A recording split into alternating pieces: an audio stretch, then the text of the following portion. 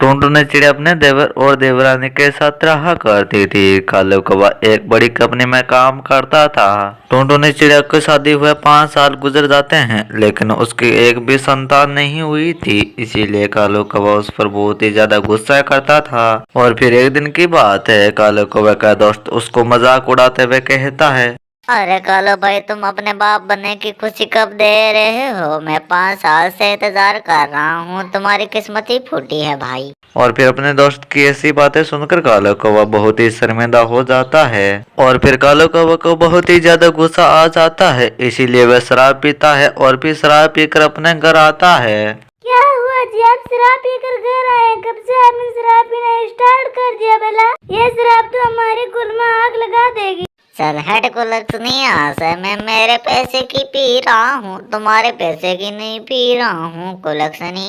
और वैसे भी तुम कौन सी खुशी की बात कर रही हैं? 5 साल हो चुके हैं हमारी शादी के और तुम मुझको एक बच्चा भी नहीं दे पाई। आज मेरे दोस्त ने कितना मजाक उड़ाया, वो तुम्हें पता है, तुम तो एक बांझ हो, बांझ। और फिर इतना कहकर कालो कौवा वहीं बिस्तर पर ही सो जाता है। और फिर अपने पति की ऐसी जली कटी हुई बातें सुनकर टुनटुन चिड़िया रोने लग जाती है।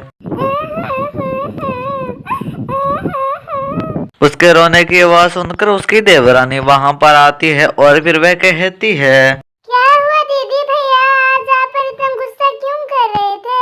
क्या बताऊं दीदी, शादी को इतने साल हो चुके हैं पर मैंने मेरे पति को एक भी संतान का सुख नहीं दे पाई। पर मेरी इसमें क्या गलती है?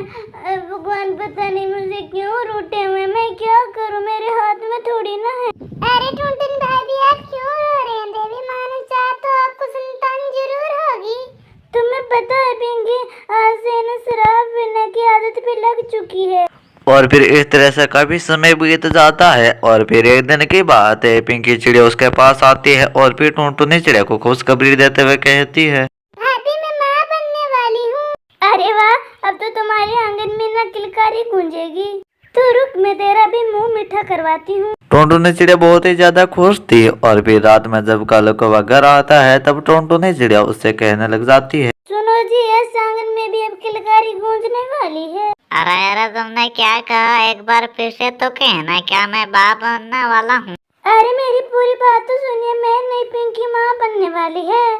और फिर इतना सुनते ही कालो कौवा आग बबूला हो जाता है। अरे करम सलीम, मुझको तुम पर पहले से ये शक था, तुम कभी माँ नहीं बन पाओगे। रुको, मैं तुम्हारी अभी चमड़ी उधेड़ देता हूँ। और फिर इतना कहकर कालो कौवा टुनटुन चिड़िया को पेड़ने लग जाता है। और फिर पिंकी चिड़िया और बांटे कबूतर वहां पर आते हैं। और फिर पिंकी चिड़िया कालो कौवे से कहने लग जाती है, अरे आप ये क्या कह रही हैं? भाभी का इसमें क्या हाथ है? अरे भाभी को एक ना एक दिन तो बच्चा हो ही जाएगा।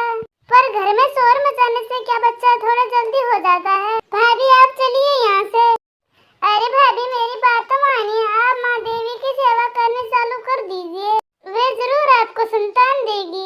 और फिर अगले दिन से ही टुनटुन चिड़िया देवी माँ की पूजा करने लग जाती है। और फिर 1 महीने के बाद टुनटुन चिड़िया गर्भवती हो जाती है और फिर वह अंडा देने के लिए तैयार हो जाती है। देवी माँ आपका लाख लाख शुक्र, आपने मेरा घर टूटते को बचा लिया। आपने मेरी सुन्नी गोद भर दिया, मेरा भी घर किलकारियों से भर जाएगा।